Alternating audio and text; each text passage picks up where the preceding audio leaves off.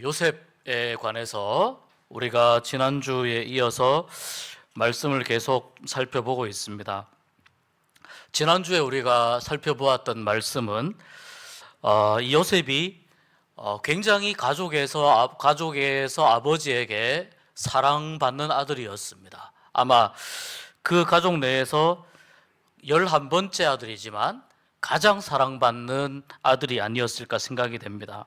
형들의 질투도 받았고, 또 그 과정 속에서 요셉은 또 그 17살의 이 어린 나이에 가치관이 형성되는 그런 시기에 또 요셉이 가지고 있었던 어떤 좁은 시야, 좁은 생각들, 또 자기가 이렇게 하나님 그 아버지에게 이런 사랑을 받고 있는 이런 부분들을 또 이걸 좀 이용을 해서 형들의 실수를 아버지에게 이야기하는 이런 어떤 그 요셉의 조금 철없는 모습들, 이런 모습들이 있었습니다.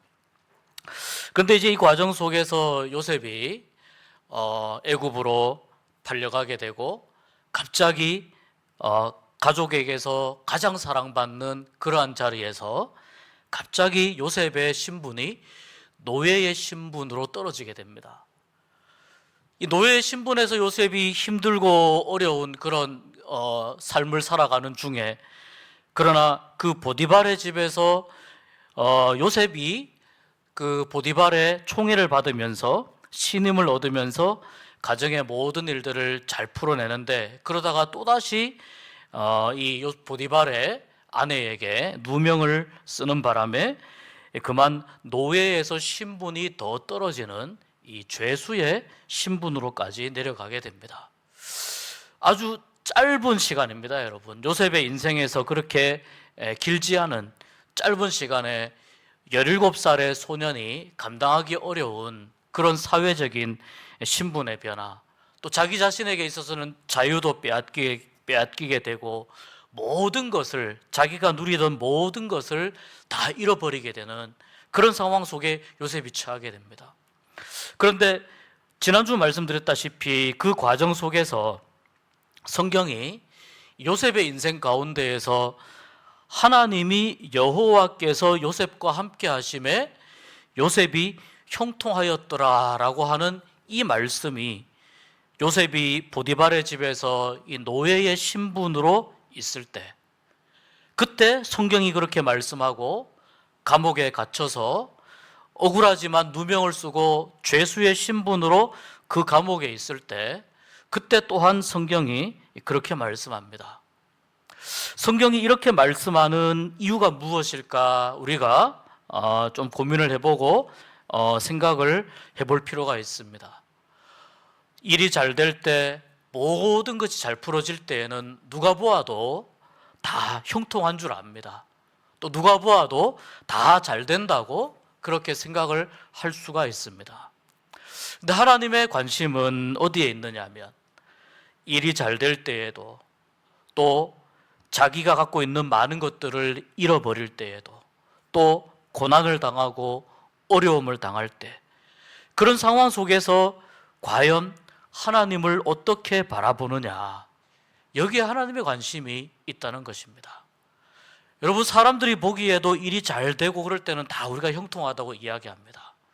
그런데 정말 형통이 필요할 때는 언제입니까? 많은 것을 잃어버릴 때, 또 자기에게 주어져 있는 그런 어떤 신분이 점점 더 자기의 삶이 곤두박질치고 자유를 잃어버리게 되고 권리도 잃어버리게 되는 그러한 상황 속에 처하게 될 때, 그때에 사실은 정말 형통함이 필요하지 않을까, 성경이 말씀하시는 부분입니다. 성경이 이 요셉을 중심으로 기록이 되어 있습니다만, 그 말씀을 보면 요셉 때문에 요셉의 주인이었던 이 보디발의 집안이 복을 받았다. 요셉 때문에 요셉의 주변 사람들이 복을 받았다, 이렇게 이야기합니다. 그러면서 형통의 조건이 하나님이 함께 하시는가, 하나님이 함께 하시지 않는가, 여기에 형통의 조건이 있다고 성경이 말씀합니다. 이렇게 해서 이제 요셉의 가장 그의 인생에서 힘들고 어려운 순간들이 약한 바로 앞에 서기까지 13년 정도 되는 이 노예와 죄수로서의 이 시간이, 삶의 시간이 지나갑니다. 그러던 중에 이 감옥 안에서 여러 사람들을 만났는데 그 감옥 안에서도 이제 간수가 요셉에게 모든 일을 다 맡겨놓고 요셉이 이 감옥 안에서의 모든 일들을 다 관리를 하고 그러면서 그 안에서 또 요셉의 형통함을 함께 지내는 죄수들이 인정하게 되고 또 하나님의 함께 하심을 보게 되는데 그때에 이제 두 사람이 꿈을 꾸게 되는 거죠. 둘 다 바로의 신하였습니다. 한 사람은 술 맡은 신하였고 또 한 사람은 떡을 맡은 신하였습니다. 바로의 술을 맡은 신하, 떡을 맡은 신하. 근데 이 두 신하가 꿈을 꿨는데 이 두 신하가 지금 감옥에 잡혀와 있는 상태에서 이제 꿈을 꾸게 되었는데 이 꿈의 의미가 무언가 어떤 이 꿈이 예사로운 꿈은 아니라는 생각을 가지게 되면서도 이 꿈의 의미에 대해서 고민을 하다가 요셉과 이야기를 하게 되죠. 그때 요셉이 꿈을 풀어줍니다. 술을 맡았던 관원장은 다시 복직을 해서 다시 바로의 그 술을 맡은 그 관원으로 다시 복귀를 하게 되겠지만 이 떡을 맡았던 관원은 감옥에서 나와서 자기의 목숨이 아마 빼앗기게 될 것이다. 그렇게 해서 실제로 요셉이 해석해 준 대로 이 떡 맡은 관원과 술을 맡았던 관원에게 실제로 그 일이 그대로 일어나게 됩니다. 떡 맡은 관원은 감옥에서 풀려나서 목숨을 잃어버리게 되고 술 맡은 관원은 요셉의 해석대로 그대로 복귀를 하게 되고 복직을 하게 됩니다. 그때 요셉이 간절히 부탁한 게 있습니다. 여기서 술 맡은 관원에게 밖에 나가게 되면 나를 꼭 기억해 주십시오. 나의 억울함을 꼭 기억해 주십시오. 이렇게 이 술 맡은 관원에게 간절히 부탁했었는데 성경 말씀에 보면은 술 맡은 관원이 복직이 되고 나서 요셉의 그 말을 잊어버렸다 이렇게 기록을 합니다. 잊어버리고 나서 한참 시간이 흘렀습니다. 2년 정도의 시간이 흘렀습니다. 2년이 지나서 이번에는 바로가 꿈을 꾸게 됩니다. 살찐 암소, 그 다음에 빼빼 마른 암소가 나타나서 7마리씩 나타나서 빼빼 마른 암소가 살찐 암소를 잡아먹죠. 살찐 이삭과 완전히 말라 비틀어진 이삭이 나타나는데 이 말라 비틀어진 이삭이 또 살찐 이삭을 잡아먹습니다. 이 꿈을 꾸고 아무리 고민을 해도 이 꿈의 의미가 무엇인지를 모르겠는 겁니다. 그때에 술 맡은 관원이 바로가 꿈 때문에 이 꿈의 해석 때문에 고민하는 것을 보고 그때 비로소 감옥에 있을 때 자기의 꿈을 정확하게 풀어주었던 요셉을 생각하는 거죠.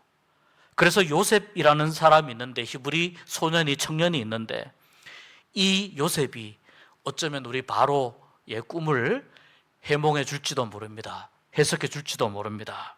그 요셉을 부르게 됩니다. 내용은 우리가 잘 아는 것처럼 이 애굽뿐만 아니라 당시 그 지역에 이 가나안 땅도 마찬가지고 이 지역에 7년의 풍년이 들고 그 다음 빼빼 마른 암소와 이 이삭은 7년의 흉년이 든다는 이야기죠. 그럼 이렇게 이 풍년과 흉년이 들 때 어떻게 하면 좋겠느냐? 요셉이 이야기합니다. 지혜로운 사람을 세워서 풍년이 들었을 때 곡식을 낭비하지 말고 그 곡식을 창고를 짓고 곡식을 모아두었다가 7년의 흉년이 다가오면 그때에 이 곡식을 조금씩 풀어서 백성들을 구제하면 될 것입니다. 바로가 꿈을 해석할 뿐만 아니라 이 국가적인 위기, 이 위기를 풀어낼 수 있는 이 해법을 이야기해 준 그 요셉이야말로 이 일을 해결할 적임자라고 해서 바로 이 요셉을 감옥에서 불러낸 이후에 그 꿈 이야기를 듣고 나서 애굽의 총리로 세우게 됩니다. 애굽의 총리가 된 이유는 이렇게 해야만 요셉이 이야기한 대로 이 7년의 풍년과 7년의 흉년에 이 엄청난 일들을 나라가 대책을 세우고 감당할 수 있었기 때문입니다. 그렇게 해서 요셉이 이집트의 총리가 됩니다. 여러분, 우리가 일반적으로 알고 있는 이야기는 이렇게 해서 요셉이 이집트의 총리가 되었고 어려운 문제를 잘 풀었습니다. 이렇게 해서 우리가 일반적으로 요셉의 꿈이 이루어졌다 이렇게 생각을 하는 경향이 있는데, 요셉의 원래 꿈이 뭐였냐면은 이 형들과 함께 추수를 했던 그 곡식단 중에 형들이 추수한 곡식단이 요셉에게 절을 하는 거였거든요. 또 하늘의 별들과 또 달들이, 해와 달들이 요셉에게 절을 하는 이 꿈이었기 때문에 이 꿈이 온전히 이루어졌는가, 그런 이제 질문을 할 수가 있는 겁니다. 여러분, 이 요셉이 바로의 꿈을 해석하면서 애굽의 총리가 되었던 때가 성경이 대략 이야기하기를 30세 정도라고 이야기합니다. 17세에 노예로 팔려와서 노예 신분으로, 그리고 죄수의 신분으로 13년이라고 하는 자기의 인생이 가장 아름다워야 할 그 시기에 요셉이 노예로 또 감옥의 죄수로 갇혀 있다가 30세에 비로소 이 모든 신분의 변화가 완전히 회복이 되었는데, 일상적인 자유인의 신분보다 하나님께서 훨씬 더 높여주셨습니다. 자유인의 신분 정도에서 요셉이 회복된 것이 아니고 한 나라를 다스리는 바로 밑에 있는 총리라고 하는 신분에까지 하나님께서 요셉을 훨씬 더 높여주셨습니다. 그때의 나이가 30세라는 것입니다. 그런데 여러분, 이제 이 30세가 되어서 요셉이 이제 뭘 해야 됩니까? 이 7년의 풍년과 흉년을 대비를 해야 되지 않습니까? 그래서 이제 7년의 풍년이 나라에 풍년이 들었을 때에 이 이집트 전역에 창고를 짓고 곡식을 저장을 하게 되죠. 그리고 계속해서 백성들을 설득하면서 7년의 흉년을 대비를 하게 됩니다. 풍년이 지났습니다. 그 다음에 흉년이 들었습니다. 흉년이 들었을 때 지금까지 경험하지 못했던 극심한 흉년을 경험하면서 이집트뿐만 아니라 가나안 땅, 쉽게 말해서 요셉의 아버지 야곱과 형제들이 살고 있는 거기까지도 흉년이 심하게 들었습니다. 어떻게 연명하다가 이제 7년의 풍년이 들었으니까 요셉의 나이가 30살에서 37살이 되죠. 그 37살 이후에 흉년이 들었다는 이야기거든요. 도저히 이 요셉의 아버지인 야곱이 이제 견딜 수가 없어서 이 아들들에게 이야기합니다. 이집트에 가면 곡식이 있다고 하니 곡식을 좀 사가지고 와라. 그래서 여러분, 우리가 아는 것처럼 이 형들이 돈을 자루에 담아가지고 이집트에 곡식을 사러 오게 되죠. 곡식을 사러 오게 되는데요, 여러분이 말씀을 우리가 조금 찾아보면서 한번 우리가 읽어보도록 하겠습니다. 창세기 42장 6절을 한번 보시면은요, 여기에 보면 야곱의 아들들이 다 내려오는데요, 야곱이 딱 한 사람, 베냐민과 요셉만 야곱이 가장 사랑했던 라헬의 아들이기 때문에 요셉을 잃어버린 야곱의 슬픔이 너무 크니까 이 야곱이 베냐민이 먼 길을 떠났다가 혹시 또 잘못될까 봐 베냐민은 집에 데리고 있겠다고 합니다. 그 요셉의 형들 10명이 곡식을 사가지고 오는데요, 이 42장 6절에 보면 이렇게 말씀이 되어 있습니다. 우리 같이 한번 읽어보겠습니다. 때에 요셉이 나라의 총리로서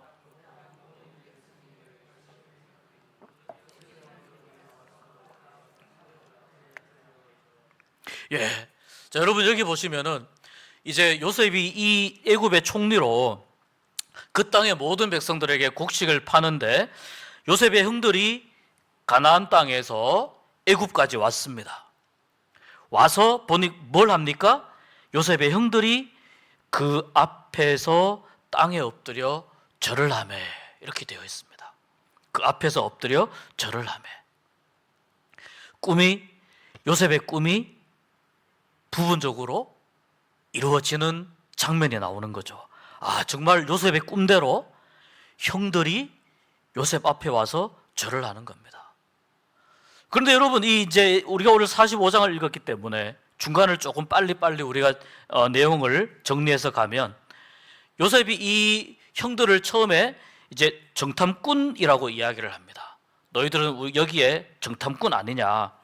그러면서 이 형들을 가두어 두었다가, 뭐 이제 그러면 정탐꾼이 아니면 가족이 어떻게 되느냐, 뭐 아버지가 어떻게 되느냐, 또 그럼 너희들에게 동생이 있느냐, 동생이 어떻게 되느냐, 이렇게 하다가 요셉이 뭐라고 이야기하냐면, 그렇다면 너희들이 정탐꾼이 아니라고 하는 그것을 정확하게 밝히기 위해서, 내가 정탐꾼이 아니라는 것을 믿기 위해서 고향에 있다고 하는, 아버지와 함께 있다고 하는 그 동생을 데리고 와라.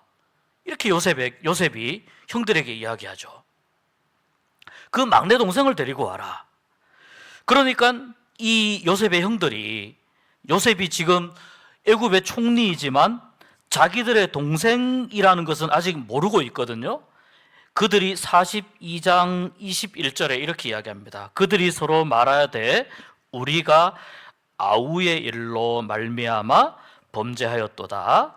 그가 우리에게 애걸할 때에 그 마음의 괴로움을 보고도 듣지 아니하였으므로 이 괴로움이 우리에게 임하도다.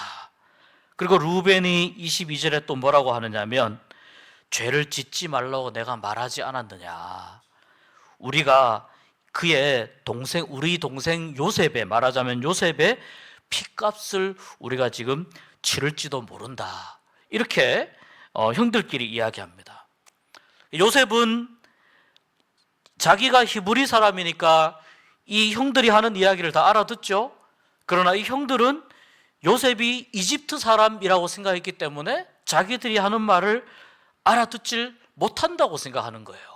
히브리 방언으로 자기들끼리 그런 이야기를 했는데, 이 형들의 마음속에 어떤 마음이 있었는지 이 성경 말씀을 통해서 우리가 잘 알 수가 있습니다. 17살에 요셉이 팔렸고 긴 시간이 흘렀습니다. 많은 시간이 흘렀고, 실제로 이 형들이 곡식을 사러 온 때는 적어도 성경에 보면은 흉년이 든지 2년째 정도 되었을 때로 추측이 되거든요. 그러면 자, 요셉이 30살에 애굽의 총리가 되었고, 요셉의 풍년 7년, 거기에 다시 흉년 2년 정도를 하면 요셉의 나이 39살 정도에 이 지금 형들이 곡식을 사러 와서 만나게 된 거예요. 그런데 형들이 뭐라고 이야기하냐면, 약 22년 전에 있었던 우리 동생 요셉을, 우리가 그렇게 했던 그 일에 대해서 형들이 괴로워하는 거예요. 베냐민을 데리고 오라고 하니 아버지가 베냐민은 보내주지 않을 것 같고 너무너무 괴로워하는 거예요. 그래서 그때 우리가, 요셉이 우리에게 그렇게 여기 보면 우리에게 그렇게 사정하고 우리에게 계속 그렇게 애걸하였는데 우리가 요셉의 말을 듣지 않았던 것, 그 죄 때문에 우리가 지금 이런 일을 겪는 게 아니냐, 이렇게 형들이 생각을 하고 서로 간에 그런 이야기를 한다는 겁니다. 형들의 마음속에 그때의 그 마음들이, 그 부담과 그 마음의 무거운 짐이 20년이 지난 시간에도 계속해서 그 마음의 부담과 무거움이, 요셉에게 했던 그 행동들이 계속해서 이 형들을 무겁게 짓누르고 있었다는 것을 의미합니다. 여러분, 이렇게 해서 결국은 시므온 한 사람을 이 애굽에 남겨두고 이 베냐민 동생을 데리고 오기로 하고, 그리고 곡식을 사가지고 이제 집으로 갔습니다. 집으로 가서 곡식을 먹고 곡식이 다 떨어질 때 이제 루벤이 먼저 아버지 야곱에게 이야기합니다. 우리가 다시 곡식을 사러 가려면 베냐민을 데리고 가야 됩니다. 이 베냐민을 데리고 가지 않으면 우리가 곡식을 살 수도 없고 시므온도 위험하고 우리가 매우 어려운 상황 속에 더 이상 양식을 구할 수가 없습니다. 야곱이 굉장히 괴로워하면서 거절합니다. 근데 여기에서 이제 누가 나서느냐면 유다가 나섭니다. 여러분, 이 지금 방금 나온 이 이름들, 르우벤, 시므온, 레위가 빠졌죠. 르우벤, 시므온, 레위, 유다는요, 이 야곱의 첫째 부인이라고 할 수 있는 레아의 아들들입니다. 그러니까 형들이 1번, 2번, 3번, 4번이에요. 르우벤이 1번이고 그 다음에 2번이 시므온, 3번이 레위, 4번이 유다입니다. 여기서 유다가 이렇게 이야기합니다. 아버지, 이 베냐민을 우리가 안전하게 데리고 갔다가 안전하게 데리고 오겠습니다. 내가 목숨을 걸고 베냐민을 지키겠습니다. 그렇게 해서 이 야곱이 그 괴로움 중에 베냐민을 데리고 가도록 허락을 해줍니다. 자, 이제 애굽에는 시므온이 잡혀 있고 양식을 먹을 기간 동안에 시므온은 애굽에 혼자 있었고 이 요셉의 형들과 이제 베냐민이 다시 애굽으로 오게 되는 거죠. 애굽으로 와서 요셉과 이 형들이 서로 이야기를 하는데요. 43장 26절에 보면 여기에 요셉이 이번에는 이 형들을 자기의 집으로 데리고 오게 하는데 여기 보면 이런 말씀이 또 나와요. 요셉이 집으로 오매 그들이 집으로 들어가서 예물을 그에게 드리고 땅에 엎드려 절하니. 자, 또 한 번 뭡니까? 요셉의 꿈이 또 이루어지고 있는 그런 상황이죠. 요셉의 꿈이 이루어집니다. 요셉이 이 베냐민을 보고 너무 마음이 이제 자기의 말하자면 같은 어머니의 동생이니까 얼마나 보고 싶은 동생이었겠습니까?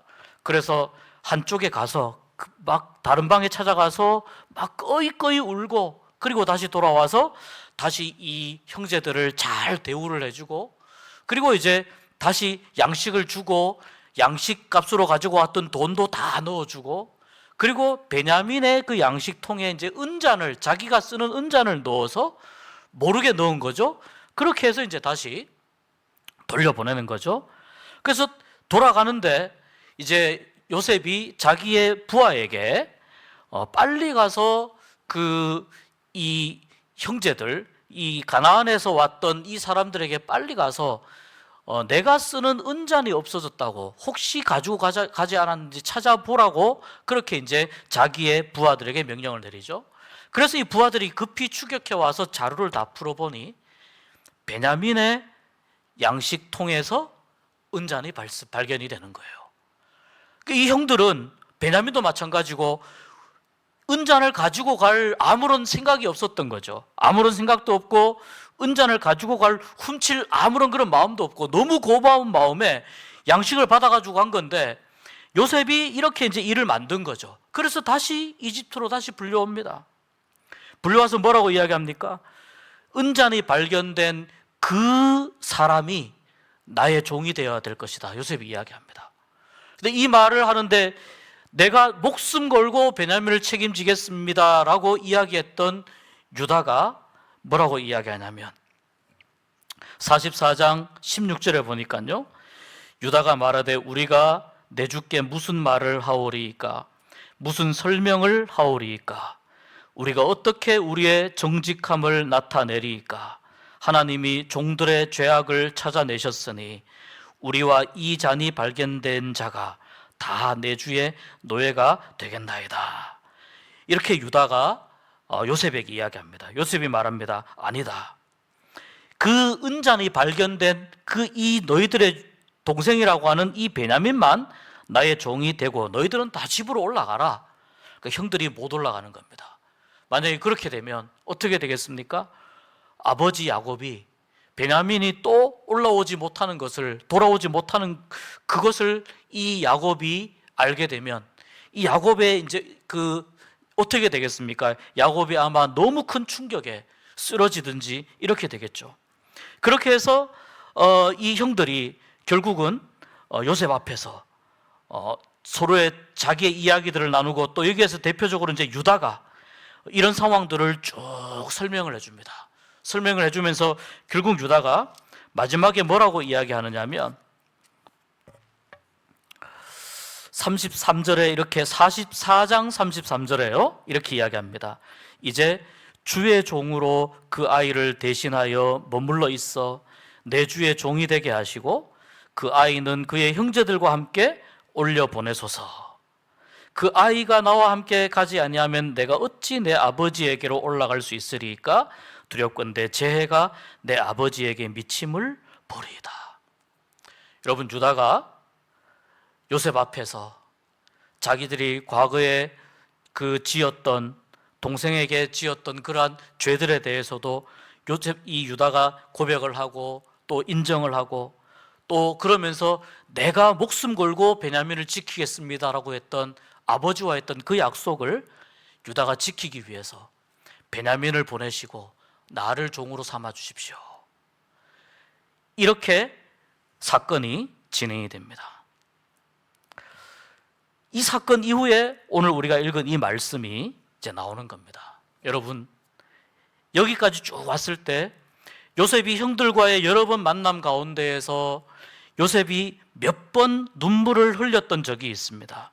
요셉이 눈물을 흘렸던 적이 42장 24절에 눈물을 한번 흘렸고요, 43장 30절에 제가 아까 말씀드린 대로 베냐민을 보고 또 통곡을 했고요. 그 다음에 언제 눈물을 흘리냐면 이 유다가 자기의 목숨을 걸고 베냐민을 지키려고 하는 모습을 보면서 요셉이 더 이상 견딜 수 없어서 다른 곳에 가서 모든 사람들이 다 물러가라고 하고 요셉이 마지막 45장 2절에 보면 많은 사람들을 물러가라고 하고 형들과 함께 있는 그 상황 속에서 요셉이 눈물을 흘립니다. 요셉이 3번 형들을 만났을 때 눈물을 흘립니다. 이 눈물의 의미는 조금씩 다릅니다. 그런데 여러분, 요셉이 그렇게 눈물을 흘리고 나서 자기의 신분을 이제 오픈을 합니다. 내가 형들의 동생 요셉입니다. 내가 형들의 동생 요셉입니다. 유다의 그 동생을 위하는 마음, 또 형들이 20몇 년 동안 자기를 노예 상인에게 팔았던 그 과거에 대해서 우리가 이 잘못한 일 때문에 여기까지 와서 이런 어려움을 겪는다라고 하는 이 형들의 마음과, 그리고 시간이 지나면서 형들이, 특별히 유다가 요셉 앞에서, 하나님 앞에서 자기의 잘못과 죄를 인정하는 모습을 보면서 요셉의 마음이 누그러지고 풀어진 거예요. 그리고 요셉이 형들에게 내가 바로 당신들이 20몇 년 전에 팔았던 바로 그 요셉입니다. 20몇 년 전에 팔았던 요셉입니다. 그리고 오늘 이 말씀을 하고 있는 겁니다. 당신들이 나를 이곳에 팔았다고 해서 근심하지 마소서, 한탄하지 마소서. 하나님이 생명을 구원하시려고 나를 당신들보다 먼저 보내셨나이다. 6절까지만 읽어보겠습니다. 이 땅에 2년 동안 흉년이 들었으나 아직 5년은 밭갈이도 못하고 추수도 못할지라. 여러분, 이 20년의 시간 가운데에서 요셉이 노예의 신분과 죄수의 신분과 이집트 총리로서의 그 시간, 약 9년 정도라고 하는 시간이 지난 이 20여 년이 흐른 이 시간 가운데에서 요셉도 끊임없이 왜 나에게 그런 일이 일어났을까? 왜 나에게 이런 일이 생겼을까?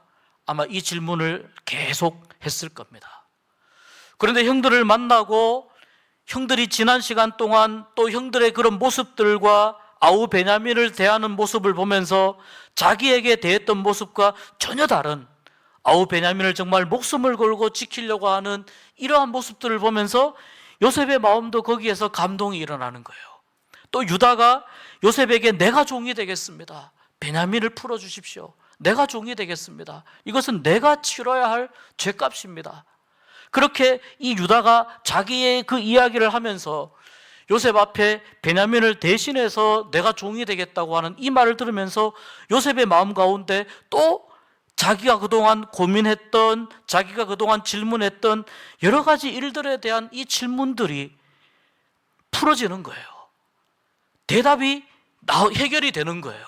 그것은 뭐냐면, 하나님께서 그때에 그런 상황 가운데에서 나를 노예가 되게 하시고 또 애굽에 팔려오게 하시고 억울한 누명을 쓰고 감옥에 가게 하시고 거기에서 기적적으로 바로의 꿈을 해석을 해서 총리가 되게 하시고 여기까지 오게 하신 이 놀라운, 이 정말 스펙타클한 이 롤러코스터를 타는 것 같은 나의 이 인생이 바로 우리 가족을 살리기 위해서, 이집트의 많은 백성들을 살리기 위한 하나님의 큰 계획 속에 있었구나라고 하는 것을 요셉이 깨닫게 되는 겁니다. 그러면서 요셉이 형들에게 이야기합니다. 당신들이 나를 이곳에 팔았다고 해서 근심하지 마소서, 한탄하지 마소서. 당신들이 나를 팔았던 것처럼 보입니다. 그것이 사실이지만, 그러나 거기에는 하나님의 큰 뜻이 있었습니다. 하나님의 계획이 있었습니다. 무엇입니까? 하나님이 생명을 구원하시려고 나를 당신들보다 먼저 보내셨나이다. 지금까지 일어났던 이 20년에 관한 모든 일들을 이렇게 정리하는 거예요.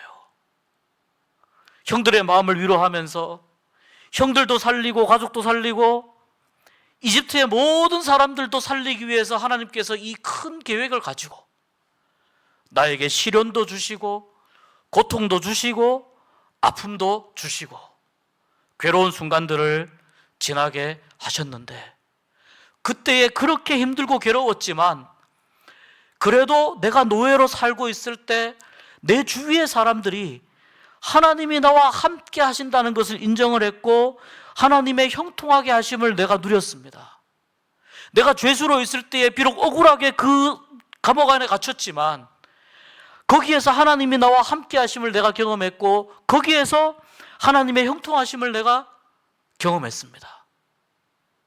지나고 보니 그러한 모든 일들 가운데에 하나님의 이유가 있었고 하나님의 계획이 있었고 하나님의 큰 뜻이 있었더라는 겁니다.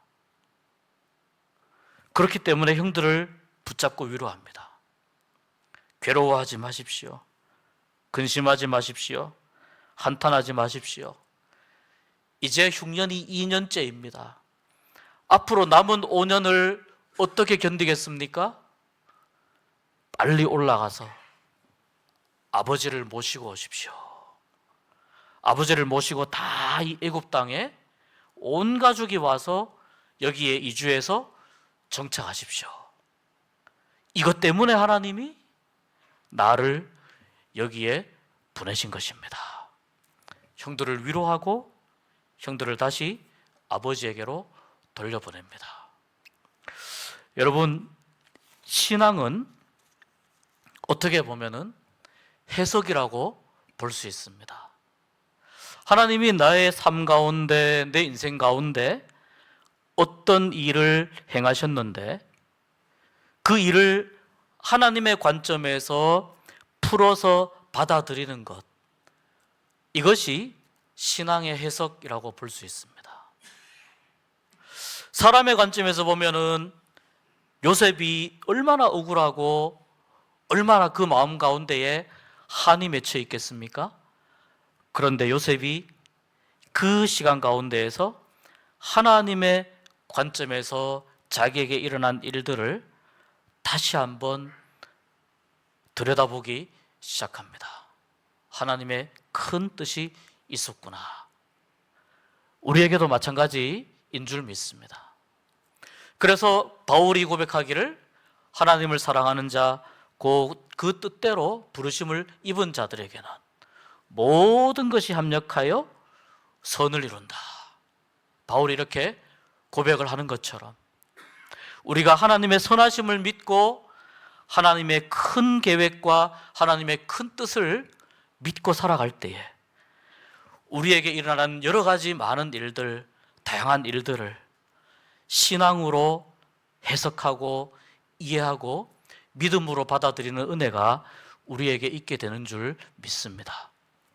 요셉의 인생에서 이 꿈이 이루어졌으나 완성이 되기까지는 창세기 50장까지의 이야기가 더 남아 있습니다. 그런데 여러분, 요셉의 꿈이 일단은 이루어졌습니다. 형들이 요셉에게 절을 하기까지 무려 22년이라고 하는 시간이 흐릅니다. 그러나 형들이 요셉에게 절을 했을 때 요셉은 자기가 가지고 있는 권력으로 형들을 처벌하지 않고 형들을 살려줍니다. 그리고 아버지까지 모두 다 온 나라의 백성들을 하나님이 살리게 하기 위해서 나를 여기에 보내셨다는 것을 고백하면서 하나님의 일하심과 하나님의 선하심을 고백하는 요셉의 모습을 우리가 볼 수 있습니다. 우리 오늘 이 말씀을 생각하면서 요셉의 이야기를 우리가 생각하면서 하나님, 나에게 일어나는 크고 작은 여러 가지 일들과 사건들, 어떨 때는 내가 잘 이해할 수 없고 어떨 때는 내가 받아들일 수 없고 어떨 때는 매우 억울하고 매우 속상한 그러한 일들도 있지만, 그러나 하나님, 이 모든 일들이 하나님의 손에 들려지게 되면 우리 하나님께서 선을 이루어 주실 줄 믿습니다.